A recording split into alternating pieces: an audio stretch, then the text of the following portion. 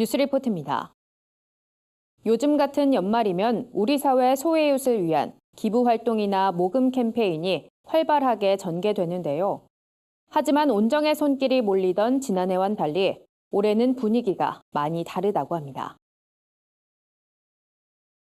매년 이맘때면 거리에서 흔히 볼 수 있는 구세군 자선 냄비에 기부하는 손길이 눈에 띄게 줄어든 건데요. 특히 목표액의 1%가 달성될 때마다 온도가 1도씩 오르는 사랑의 온도탑의 경우 20여 년간 대부분 목표액을 채우며 100도를 넘겨왔습니다.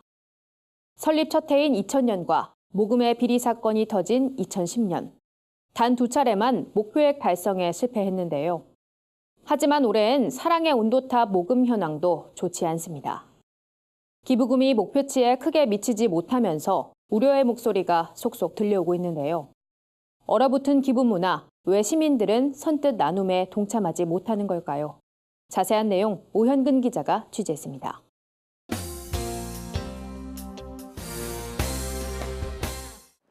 올겨울 부쩍 추워진 날씨는 거리를 다니는 사람들의 몸을 잔뜩 움츠러들게 만듭니다.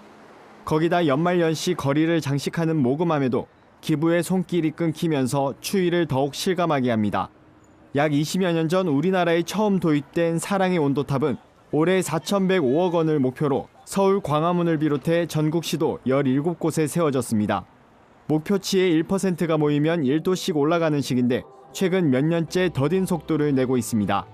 100도를 기록하지 못한 2000년과 2010년을 제외하곤 모두 목표액을 채웠지만 올해도 사랑의 온도 목표를 달성할 수 있을진 미지수입니다.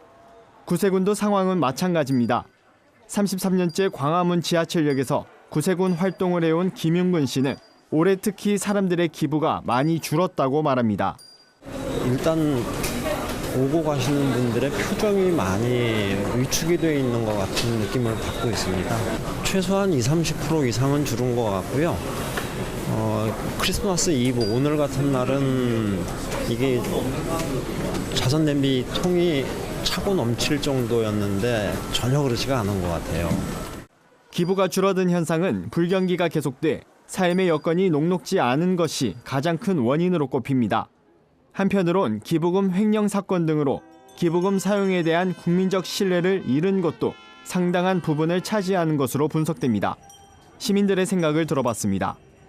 이전만큼 기부에 대한 그런 알림, 그런 적극적인 홍보 정책이 사실상 많이 줄어들었다라고 생각이 들어요. 정작 자기들이 먹고 사는 일에 있어서 더 신경을 써야 되기 때문에 누군가를 위해서 뭔가 돕고 하는 데 있어서 좀 더 소극적일 수밖에 없는 것 아닌가.